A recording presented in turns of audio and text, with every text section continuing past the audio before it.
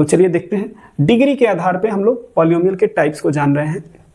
इसमें सबसे पहला आता है कांस्टेंट पॉलिनोमियल। क्या आता है? Constant polynomial. ठीक है। अब कांस्टेंट पॉलिनोमियल क्या होता है? तो एक ऐसा पॉलिनोमियल जिसका वैल्यू हमेशा क्या रहता हो? फिक्स रहता हो। एक ऐसा सिंबल जिसका वैल्यू फिक्स रह रहा था उसको हम कांस्टेंट बोल रहे थे। अब यहाँ आ गया कांस्टेंट पॉलिनोमियल, तो एक ऐसा पॉलिनोमियल जिसका वैल्यू क्या रहे? फिक्स रहे, उसको हम बोलते हैं कांस्टेंट पॉलिनोमियल। जैसे अगर हम लिख दें f(x = 5), तो ये एक पॉलिनोमियल फंक्शन है जिसको हम पढ़ेंगे पॉलिनोमियल फंक्शन f(x = 5). ठीक है। अब हम ये कह रहे हैं कि ये एक ऐसा पॉलिनोमियल है जिसका वैल्यू फिक्स है और वो फिक्स वैल्यू कितना है? 5 है। यानी इस पॉलिनोमियल में x के जगह पे कोई भी वैल्यू रखिए तो हमेशा वैल्यू कितना आएगा? 5 आएगा। इसलिए इसको हम कांस्टेंट पॉलिनोमियल कह रहे हैं। तो आप सोच रहे होंगे कोई भी वैल्यू, हाँ कोई भी वैल्यू रखिए। देखिए x के जगह पे रखिए 1, तो इधर 5 में x है नहीं, इसको हम ऐसे लिख सकते हैं 5 × 1, और ये 5 × 1 क्या लिखा जा सकता है? फर्दर 1 के जगह पे हम लिख सकते हैं x⁻0। लिख सकते हैं कि नहीं लिख सकते हैं? अब बताइए कि ये एक पॉलिनोमियल हो गया क्योंकि एक ऐसा अलजेब्रिक एक्सप्रेशन हुआ जिसमें जो वेरिएबल है उसका एक्सपोनेंट जो है वो क्या है? होल नंबर है। इसलिए ये जो है वो क्या हो गया? एक पॉलिनोमियल हो गया और इसका डिग्री क्या है? 0। ठीक है। तो ये 0 डिग्री का पॉलिनोमियल हो गया, तो इसलिए हम कांस्टेंट पॉलिनोमियल को 0 डिग्री पॉलिनोमियल भी क्या कर सकते हैं? बोल सकते हैं। ठीक है। क्या बोल सकते हैं? 0 डिग्री पॉलिनोमियल। ठीक है। अब हम बता रहे थे कि x के जगह पे अगर 1 रखते हैं तो इसका वैल्यू 5 ही आएगा। तो देख लीजिए आएगा 5 वैल्यू। यहाँ पे x के जगह पे क्या रखेंगे? 1 रखेंगे, और यहाँ 0 पावर है तो 1 पे 0 पावर 1 देता है, तो ये 5 × 1 कितना हो जाएगा? 5 ही हो जाएगा। तो क्या दिया? वैल्यू 5 दिया। अब x के जगह पे कुछ भी रखिए, 2 रखिए या 10 रख दीजिए, तब भी आपको मिलेगा 5 × 10⁻0, क्योंकि यहाँ पे x के जगह पे 10 रखेंगे तो ये भी दे देगा 1, तो आपको मिल जाएगा 5 × 1 = 5। यानी x के जगह पे कोई भी वैल्यू रखेंगे हमको एक फिक्स वैल्यू मिलेगा। जो फिक्स वैल्यू हम किए हैं यहाँ पे क्या लिए हैं? 5 लिए हैं। तो हमेशा x के जगह पे जो भी हम रखेंगे हमेशा क्या मिलेगा? इस पॉलिनोमियल फंक्शन का वैल्यू हमेशा कितना मिलेगा? 5 मिलेगा। इसलिए f(x = 5) जो है वो क्या है? कांस्टेंट पॉलिनोमियल है। और यहाँ पे वेरिएबल का जो डिग्री आया है वो 0 आया है, इसलिए ये जो है पॉलिनोमियल उसका जो डिग्री है वो क्या है? 0 है। तो इसको हम 0 डिग्री पॉलिनोमियल भी बोल सकते हैं या कांस्टेंट पॉलिनोमियल बोलते हैं। इसी में एक स्पेशल टाइप आ जाता है। अगर हम f(x = क्या लें? 0 लें, ठीक है, तो ये इसको हम बोलते हैं क्या? 0 पॉलिनोमियल। क्या बोलते हैं? 0 पॉलिनोमियल। क्या बोलते हैं? 0 पॉलिनोमियल। और इस पॉलिनोमियल का 0 पॉलिनोमियल का जो डिग्री होता है वो 0 के बराबर नहीं होता है। इसका जो डिग्री होता है वो अनडिफाइंड होता है। अनडिफाइंड क्यों कह रहे हैं? क्योंकि इस 0 के साथ हम किसी भी नंबर का मल्टीप्लाई करते हैं तो हमेशा क्या देता है? 0 देता है। तो इस 0 को हम लिख सकते हैं 0 × x⁻0। इसी को हम लिख सकते हैं 0 × x⁻1। इसी को हम लिख सकते हैं 0 × x⁻10। यानी पावर कोई भी लगा दें, एक्सपोनेंट कोई भी लगा दें x के साथ, इसके साथ 0 का अगर मल्टीप्लाई कर देंगे तो हमेशा 0 दे देगा। इसलिए इसका जो डिग्री है वो फिक्स नहीं है, जबकि यहाँ क्या था? फिक्स था, x⁻0। ठीक है। अगर hx = कोई दूसरा नंबर लेते हैं 6, तब भी x⁻0 रहेगा, यानी 6 × 1 6 देगा। ठीक है। तो ये कांस्टेंट पॉलिनोमियल था, ये भी कांस्टेंट पॉलिनोमियल है, लेकिन यहाँ थोड़ा सा अंतर ये हो गया है क्योंकि 0 आ गया है और 0 के साथ किसी भी नंबर का मल्टीप्लाई होता है तो 0 देता है। इसलिए ये जो 0 पॉलिनोमियल है उसका जो डिग्री होता है वो फिक्स नहीं होता। ठीक है। तो इसका जो डिग्री होता है वो क्या होता है? अनडिफाइंड होता है। डिग्री क्या होता है? डिग्री d = अनडिफाइंड लिखिए। अनडिफाइंड किसका होता है? 0 पॉलिनोमियल का। तो 0 पॉलिनोमियल का जो डिग्री होता है वो अनडिफाइंड होता है और कांस्टेंट पॉलिनोमियल का जो डिग्री होता है वो 0 होता है। ठीक है। इसके बाद आता है लीनियर पॉलिनोमियल। कौन सा पॉलिनोमियल आता है? Linear polynomial. तो देखते हैं लीनियर पॉलिनोमियल क्या होता है।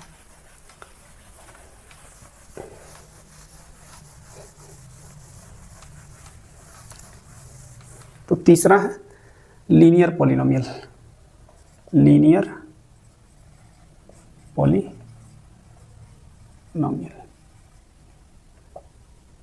ठीक है। इस पॉलिनोमियल का जो डिग्री होता है वो क्या होता है? 1 होता है। डिग्री कितना होता है? 1 होता है। यानी हम इसको दूसरे तरीके से अगर कहें तो एक ऐसा पॉलिनोमियल जिसका डिग्री क्या हो? 1 हो, तो उसको हम बोलते हैं लीनियर पॉलिनोमियल। जैसे एग्जांपल में एफ एक्स इक्वल टू अगर आप लिख सकते हैं, हम लिखें, क्या लिखें, 3x प्लस 5, ये एक पॉलिनोमियल लिखे हैं। इस पॉलिनोमियल का डिग्री कितना है, 1 है, तो इसको हम बोलते हैं लीनियर पॉलिनोमियल। क्या बोलते हैं, लीनियर पॉलिनोमियल। ठीक, इसका जनरल फॉर्म लिखें, इसका जनरल फॉर्म लिखें तो f x equal to a x plus b हो जाएगा। क्या होगा, ए एक्स प्लस बी, जहाँ बी क्या है, 5 के जगह पे है कांस्टेंट टर्म, और ए के जगह पे क्या है, 3 के जगह पे क्या है, ए है, और ये एक्स है। तो जनरल फॉर्म जो होता है लीनियर पॉलिनोमियल का वो होता है ए एक्स प्लस बी। ठीक है, इसमें अगर ए 0 के बराबर हो जाए तो ये जो टोटल टर्म होगा, यहाँ से ये वाला जो टर्म होगा वो हो जाएगा 0 इंटू एक्स, कितना हो जाएगा, 0 इंटू एक्स और प्लस का b, ये टोटल हो जाएगा 0 और प्लस b, तो केवल क्या बचेगा, b बचेगा। तो ये b क्या है, कांस्टेंट टर्म है। जैसे कि इससे देख सकते हैं 3x प्लस 5 से, यहाँ पे 0 कर दे 3 के जगह पे, तो 0 इंटू एक्स प्लस 5 हो जाएगा, और ये मिलेगा आपको 0 प्लस 5 यानी मिलेगा 5, और 5 जो है वो क्या है, कांस्टेंट पॉलिनोमियल है। क्या है, कांस्टेंट पॉलिनोमियल है। तो अब ये जो लीनियर पॉलिनोमियल था वो लीनियर पॉलिनोमियल नहीं रह गया, क्या बन गया, कांस्टेंट पॉलिनोमियल बन गया। तो ये लीनियर पॉलिनोमियल बना रहे, जिए ये, इसके लिए कंडीशन ये हो गया कि ए जो है, जो लीडिंग कोफिशिएंट है, वो 0 के बराबर नहीं होना चाहिए। ए के जगह पे कोई भी वैल्यू हो, पॉजिटिव हो, नेगेटिव हो, कोई भी वैल्यू हो, लेकिन ए 0 नहीं होना चाहिए। अगर ए 0 हो जाएगा तो ये 1 डिग्री वाला जो टर्म है वो गायब हो जाएगा और ये केवल कांस्टेंट टर्म बच जाएगा, तो ये कांस्टेंट पॉलिनोमियल ही रह जाएगा। ठीक है, तो चौथा है क्वाड्रेटिक पॉलिनोमियल। ठीक है, क्वाड्रेटिक पॉलिनोमियल, क्वाड्रेटिक पॉलिनोमियल ऐसा पॉलिनोमियल होता है जिसका डिग्री क्या होता है, डिग्री होता है 2। इसका जनरल फॉर्म क्या होगा, f x equal to a x square plus b x plus c. Example में हम लिख सकते हैं 4x स्क्वायर प्लस 5x और प्लस का कोई कांस्टेंट वैल्यू 6। ठीक है, इसमें अगर a के जगह पे 0 रखते हैं, a के जगह पे 0 रख देते हैं, तो ये 0 इंटू एक्स स्क्वायर और प्लस बी एक्स प्लस सी हो जाएगा, और ये हो जाएगा क्या, 0। ये 0 हो जाएगा तो केवल क्या बचेगा, बी एक्स प्लस सी बचेगा, और ये क्या था, लीनियर पॉलिनोमियल था। क्या था, लीनियर पॉलिनोमियल। यानी एक ऐसा पॉलिनोमियल जिसका डिग्री क्या हो, 2 हो, उसको हम क्वाड्रेटिक पॉलिनोमियल बोलते हैं। इसका जनरल फॉर्म होता है a x square plus b x plus c. Example में ये मान लीजिए 4x square plus 5x plus 6 है। अगर 4 के जगह पे 0 आ जाए तो ये क्या बचेगा, 5x प्लस 6 बचेगा, या a के जगह पे अगर 0 आ जाए तो bx प्लस c बचेगा, और ये क्या हो जाएगा, लीनियर पॉलिनोमियल हो जाएगा। इसका मतलब ये है कि जो क्वाड्रेटिक पॉलिनोमियल होता है उसमें जो हाईएस्ट डिग्री टर्म होता है यानी एक्स स्क्वायर वाला टर्म, उसका जो कोफिशिएंट होता है, यानी इसको हम बोलते हैं लीडिंग कोफिशिएंट, ये लीडिंग कोफिशिएंट 0 नहीं होना चाहिए, तब ये क्वाड्रेटिक पॉलिनोमियल बना रहेगा। अन्यथा ये क्या बन जाएगा, लीनियर पॉलिनोमियल बन जाएगा। और लीनियर पॉलिनोमियल में जो लीडिंग कोफिशिएंट होता था उसको, वो अगर 0 हो जाता था तो वो किस में कन्वर्ट हो जाता था, कांस्टेंट पॉलिनोमियल में। तो एक ऐसा पॉलिनोमियल जिसका डिग्री क्या हो, 2 हो, ठीक है, और a x square plus b x plus c के फॉर्म का हो, तो उसको हम बोलते हैं क्वाड्रेटिक पॉलिनोमियल। तो क्या 4x स्क्वायर क्वाड्रेटिक पॉलिनोमियल है, केवल 4x स्क्वायर, तो जी हाँ है। ठीक है, क्योंकि इधर हम 0 इंटू एक्स और 0 इंटू और प्लस का 0 लिख सकते हैं, तो ये इस फॉर्म का हो गया, a x square plus b x plus c के फॉर्म का, तो ये क्या हो जाएगा, क्वाड्रेटिक पॉलिनोमियल होगा। इधर कोई भी 0 हो जाए उससे कोई मतलब नहीं है, जो लीडिंग कोफिशिएंट है यानी हाईएस्ट डिग्री टर्म वाला एक्स स्क्वायर वाला जो टर्म है उसका कोफिशिएंट 0 नहीं होना चाहिए, बाकी सबका 0 हो जाएगा तो कोई दिक्कत नहीं है। ठीक, तो ये क्वाड्रेटिक पॉलिनोमियल तब भी रहेगा। तो ये हो गया क्वाड्रेटिक पॉलिनोमियल। इसके बाद आता है क्यूबिक पॉलिनोमियल। क्या आता है, क्यूबिक पॉलिनोमियल। इसका डिग्री कितना होता है, 3 होता है, मतलब 3 डिग्री वाले पॉलिनोमियल को हम बोलते हैं क्यूबिक पॉलिनोमियल। इसका जनरल फॉर्म होता है a x cube plus b x square plus c x plus d. F x equal to a x cube plus b x square plus c x plus d. ये क्या होता है, cubic polynomial होता है, क्योंकि इसका डिग्री क्या होता है, 3 होता है, और 3 को इंग्लिश में बोलते हैं क्यूबिक। ठीक है, ये होता है क्यूबिक पॉलिनोमियल।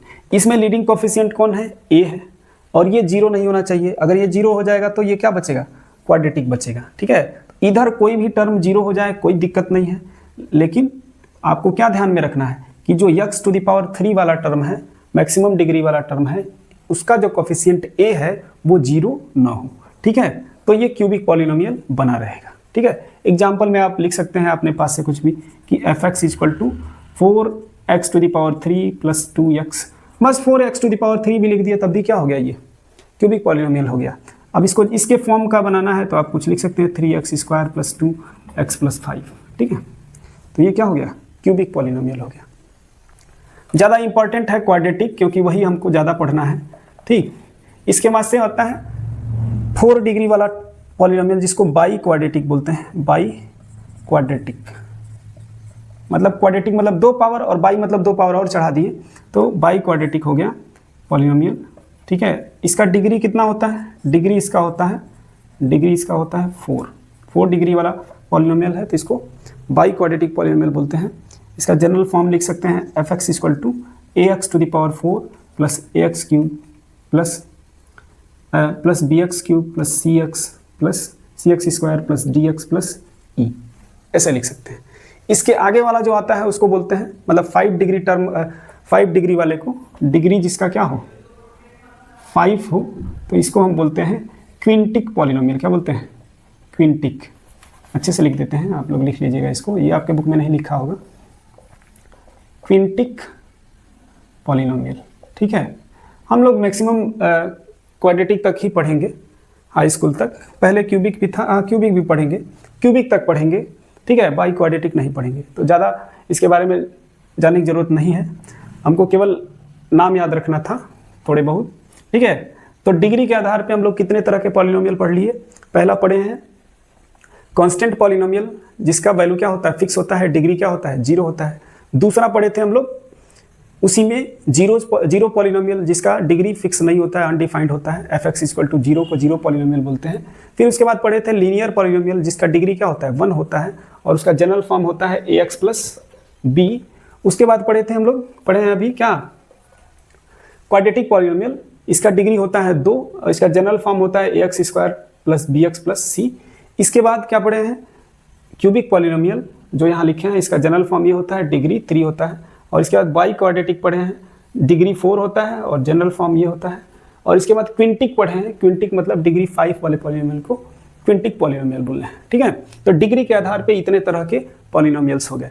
अब हम जानते हैं on the basis of terms, ठीक है, on the basis of terms मतलब कितने टर्म्स हैं उसके आधार पे क्या नाम होगा, ठीक है। तो देखते हैं, तो ये हो गया डिग्री, इधर हो गया टर्म्स।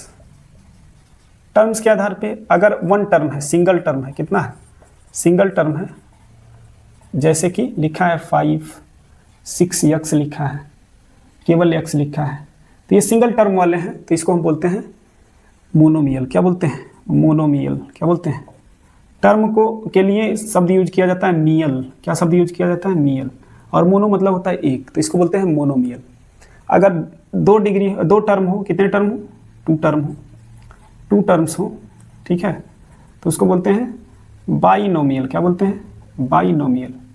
बाई मतलब 2 के लिए बाई का यूज करते हैं, नो इन मियल और बाई को जोड़ रहा है तो मियल मतलब होता है टर्म्स, बाइनोमियल मतलब 2 टर्म्स वाले। जैसे कि ax प्लस b जो लीनियर पॉलिनोमियल था इसमें 2 टर्म्स हैं यहाँ पे, जैसे लिखिए आपको 3x प्लस 5 लिखा है, 6y प्लस z लिखा है, तो इसमें 2 टर्म्स हैं, तो ये क्या है, बाइनोमियल है, ठीक है। 3 टर्म्स वाले को बोलते हैं, 3 के लिए ट्राई यूज किया जाता है, तो 3 टर्म्स हैं अगर, ठीक है, तो उसको हम बोलते हैं ट्राइनोमियल। क्या बोलते हैं, ट्राइनोमियल मतलब टर्म्स कितने होने चाहिए, 3 होने चाहिए। कोई भी पॉलिनोमियल है जिसमें टर्म्स कितने हैं, 3 टर्म्स हैं, तो उसको हम बोलते हैं ट्राइनोमियल्स। क्या बोलते हैं, ट्राइनोमियल्स। जैसे 3x प्लस वाई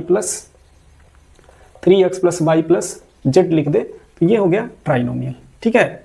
जनरली एक से अधिक टर्म्स को या एक वाले टर्म्स को भी हम क्या बोल देते हैं, इन सभी को एक साथ मिला के हम क्या बोल रहे हैं, पॉलिनोमियल, मतलब एक से अधिक टर्म्स वाला, क्या, इन सभी को एक साथ मिला के क्या बोल रहे हैं, पॉलिनोमियल बोल रहे हैं, यानी एक से अधिक टर्म्स वाला एल्जेब्रिक एक्सप्रेशन, तो उसको हम बोल रहे हैं क्या, पॉलिनोमियल। तो ये हो गया पॉलिनोमियल।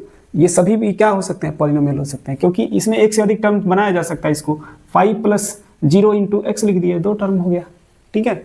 लेकिन जनरली अगर सिंगल टर्म वाला कोई दिया है पॉलिनोमियल तो वो मोनोमियल है, 2 टर्म वाला है तो बाइनोमियल है, और 3 टर्म वाला है तो ट्राइनोमियल है, ठीक है। तो ये डिग्री और टर्म्स के आधार पे हम लोग टाइप्स ऑफ पॉलिनोमियल समझ लिए, ठीक है। अब हमें जानना है कि इससे हटके भी कोई टाइप होता है, तो एक टाइप होता है मोनिक पॉलिनोमियल। क्या होता है? मोनिक पॉलिनोमियल, पॉलिनोमियल, ठीक है। जो मोनिक शब्द है उसमें मोनो आया है, मोनो मतलब होता है एक, ठीक है। तो एक ऐसा पॉलिनोमियल हुज लीडिंग कोफिशिएंट, क्या इसका लीडिंग कोफिशिएंट क्या हो? लीडिंग कोफिशिएंट अगर कितना हो जाए, 1 हो जाए, इज 1, तो उसको हम बोलते हैं मोनिक पॉलिनोमियल। एग्जाम्पल में जैसे x³ + 3x² + 5x + 6 मान लीजिए ऐसे दिया है फंक्शन f(x) = ये मोनिक पॉलिनोमियल फंक्शन है, या केवल ऐसे लिखा है तो इसको हम बोलेंगे मोनिक पॉलिनोमियल, क्योंकि इसका जो लीडिंग कोफिशिएंट है, हाईएस्ट डिग्री टर्म है x³, इसका जो कोफिशिएंट है वो कितना है? 1 है। कितना है? 1, ठीक है। लिखा रहता है और नहीं भी लिखा रहता है, नहीं लिखेंगे तब भी क्या मानेंगे? 1 मानेंगे। तो इसका लीडिंग कोफिशिएंट 1 है, इसलिए ये क्या है? मोनिक पॉलिनोमियल है, ठीक। तो ये एक रिमार्क था, रिमार्क के रूप में इसको लिख सकते हैं आप, ठीक है। तो ये क्या था? मोनिक पॉलिनोमियल था। अब हम जानते हैं कि वैल्यू ऑफ पॉलिनोमियल क्या होता है। वैल्यूज ऑफ पॉलिनोमियल देखते हैं, ठीक है। वैल्यूज ऑफ पॉलिनोमियल, तो देखिए वैल्यू ऑफ पॉलिनोमियल, तो इसको क्वेश्चन से समझते हैं। वैल्यू ऑफ पॉलिनोमियल का मतलब क्या है? जैसे आपको क्वेश्चन दे देता है फाइंड द वैल्यू ऑफ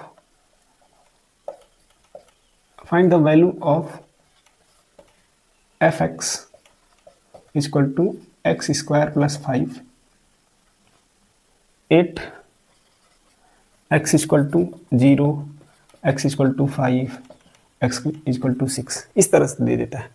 कहता है कि f(x) = इतना दिया है, एक पॉलिनोमियल दिया है, इस पॉलिनोमियल का वैल्यू बताइए किस पे? x = 0 पे, x = 5 पे, x = 6 पे। तो x के जगह पे सिंपली आप 0 रख देंगे इसमें, और इसको सॉल्व करेंगे तो जो वैल्यू आएगा वही इस पॉलिनोमियल f(x) का वैल्यू हो जाएगा कितने पे? x = 0 पे, ठीक है। तो कैसे सॉल्व करेंगे?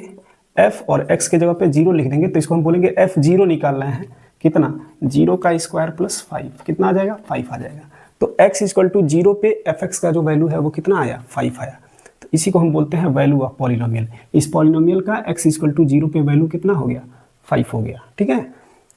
ऐसे ही x के जगह पे 5 लिख दें हम, तो आपको मिलेगा 5 का स्क्वायर और प्लस का 5, तो ये मिल जाएगा 25 + 5, कितना आ जाएगा? 30 आ जाएगा, ठीक है। तो x = 5 पे f(x) का जो वैल्यू है वो कितना आ गया? 30 आ गया, ठीक है। ऐसे x = 6 पे 6 का स्क्वायर हो जाएगा, यहाँ x के जगह पे क्या रखेंगे? 6 का स्क्वायर और प्लस 5, 6 का स्क्वायर 36 और प्लस 5 कितना? 41। तो ये था वैल्यू ऑफ पॉलिनोमियल का कॉन्सेप्ट, ठीक है। तो x = a पे f(a) = जो भी वैल्यू आता है तो इसको हम बोलते हैं वैल्यू ऑफ पॉलिनोमियल, ठीक है। तो ये था वैल्यू ऑफ पॉलिनोमियल। इसके अब हम देखते हैं जीरोज ऑफ पॉलिनोमियल। जीरोज और रूट ऑफ पॉलिनोमियल, इसी को रूट भी बोलते हैं। कब रूट बोलते हैं ये भी जानेंगे। तो जीरोज और रूट्स ऑफ पॉलिनोमियल, ठीक है।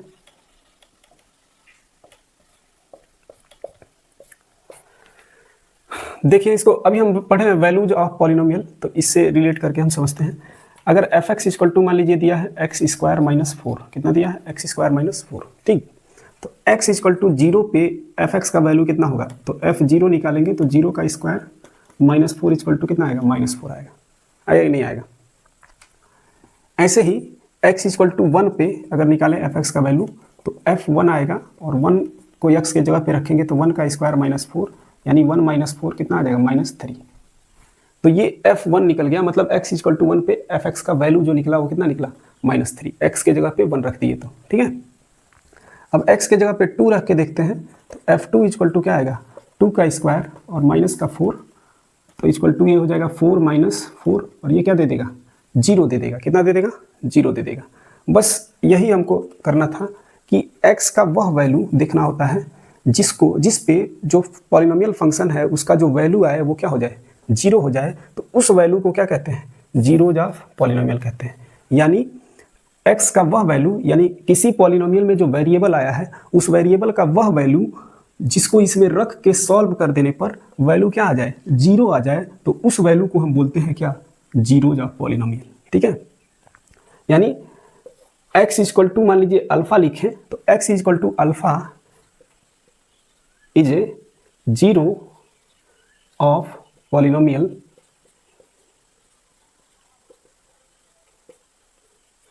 x equal to alpha zero हो जाएगा पॉलिनोमियल का इफ f अल्फा, यानी x के जगह पे क्या रख दीजिए आप, अल्फा रख दीजिए, तो वैल्यू क्या आ जाए, अगर जीरो आ जाता है तो x इज क्या हो जाएगा, जीरो ऑफ पॉलिनोमियल हो जाएगा। ठीक है, कहने का मतलब ये है कि कोई भी पॉलिनोमियल दिया है तो उसमें आपको x का वह वैल्यू फाइंड करना है जिसको उस पॉलिनोमियल के अंदर रख दे x के जगह पे, तो सॉल्व करने पे क्या आ जाए, जीरो आ जाए, तो वह वैल्यू क्या कहलाएगा, x का, इस पॉलिनोमियल का जीरोज कहलाएगा। यहाँ पर इस केस में x इक्वल टू जीरो पे fx यानी f0 का वैल्यू -4 आया है, x इक्वल टू 1 पे -3 आया है और x इक्वल टू 2 पे 0 आया है।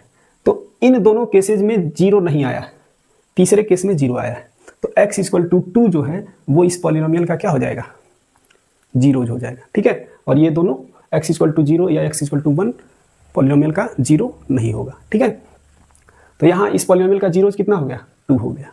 ऐसे ही अगर हम x के जगह पे क्या रखते हैं, -2 रखते, ठीक है, तो f -2 निकालते, तब भी x के जगह पे -2 रखते तो -2 का स्क्वायर और -4 तो इक्वल टू आता -2 का स्क्वायर 4 और -4 इक्वल टू कितना, 0 आ जाता।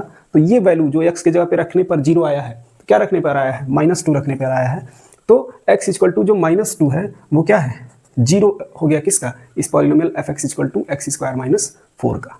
ठीक है, तो जीरोज क्या होता है ये समझ में आया। ये क्या है, पॉलिनोमियल फंक्शन है, क्या है, पॉलिनोमियल फंक्शन।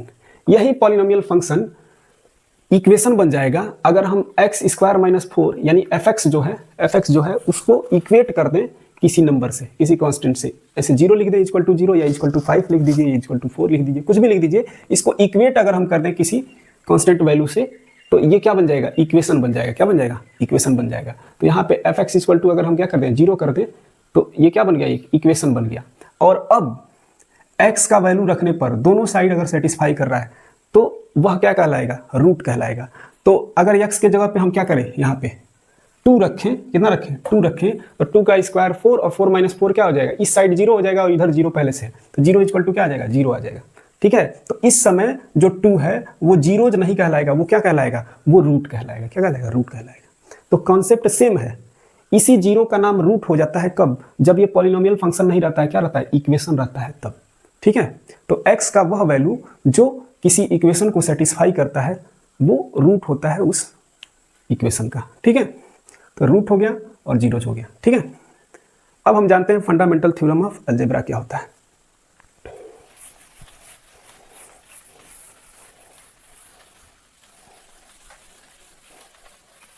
इस पे 2-4 क्वेश्चन करते हैं, 1-2 क्वेश्चन करके थोड़ा और कॉन्सेप्ट को क्लियर कर लेते हैं। ठीक है, मैं क्वेश्चन दे रहा हूं, आप लोग करिए, थोड़ा सा 1-2 क्वेश्चन करिए। Find the zeros of following polynomial functions.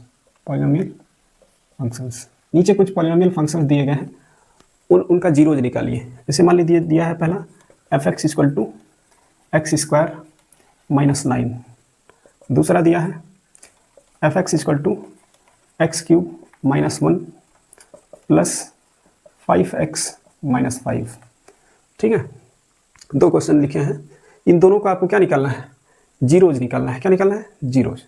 तो कैसे जीरोज निकालेंगे, हमको x का वह वैल्यू फाइंड करना है जिसको इसमें रखें तो क्या आ जाए, 0 आ जाए। इसके तरीके होते हैं जीरोज फाइंड करने के, लेकिन अभी हम तरीका नहीं सीखे हैं, अभी हम जनरल डिफिनीशन समझे हैं और उससे निकालते हैं कॉन्सेप्ट से। तो यहाँ x इक्वल टू अगर 1 रखते हैं तो 1 का स्क्वायर कितना हो जाएगा, 1, और 1 - 9 कितना होगा, -8। तो क्या x इक्वल टू 1 इसका जीरोज होगा, नहीं होगा।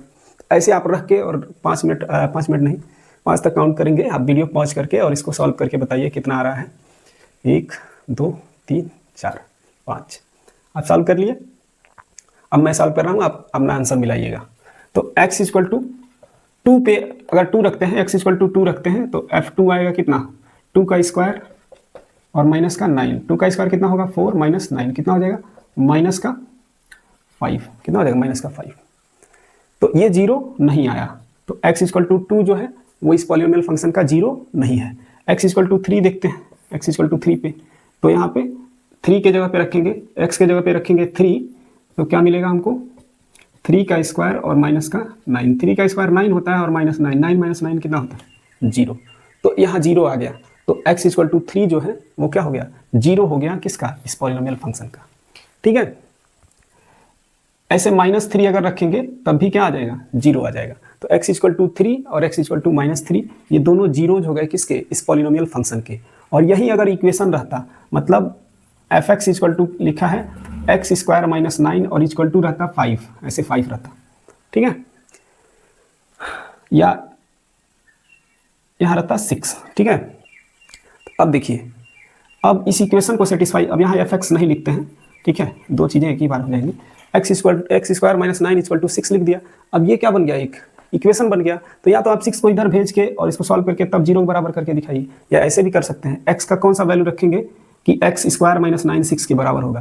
तो यहाँ पे x की जगह पे हम 4 रखेंगे, क्या रखेंगे 4, तो 4 का स्क्वायर कितना होता है 16 होता है, 16 माइनस 9 यहाँ मान लीजिए कितना रहे 7 रहे, तो 16 माइनस 9 कितना हो जाएगा 7 हो जाएगा। देखिए 16 माइनस 9 इक्वल टू 7, तो इधर भी 7 आ गया और इधर भी 7 आ गया।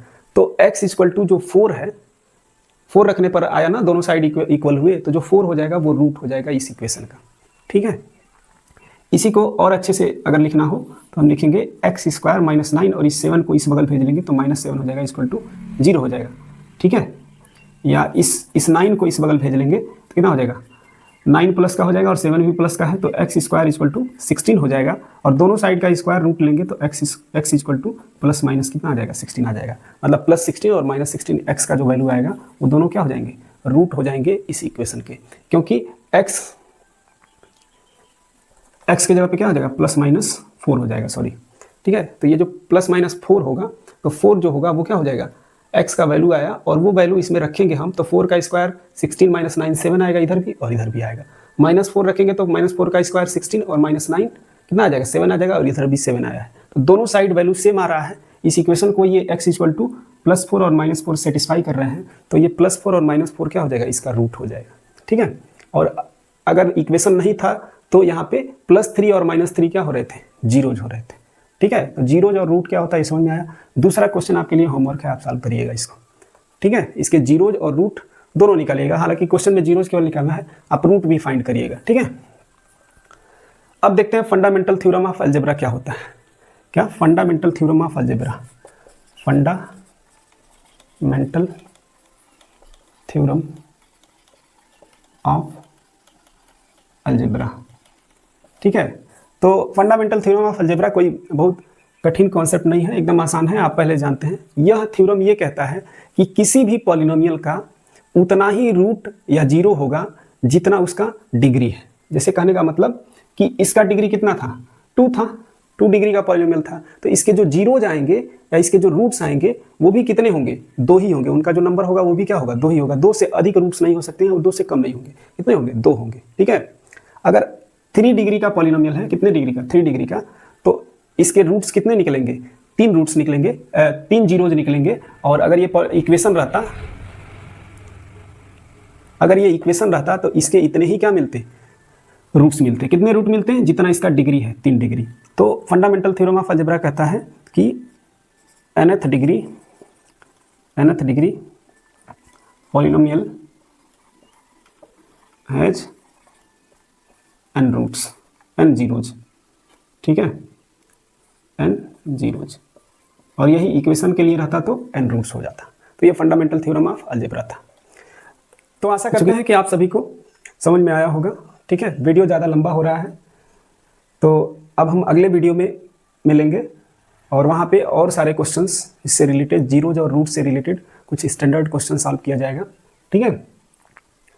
तो आप लोग वीडियो को अच्छे से देखिए, समझिए और लाइक करिए, शेयर करिए, चैनल को सब्सक्राइब करिए अगर नए हैं तो, और सपोर्ट बनाए रखिए कि मैं भी वीडियो बनाता रहूं, ठीक है।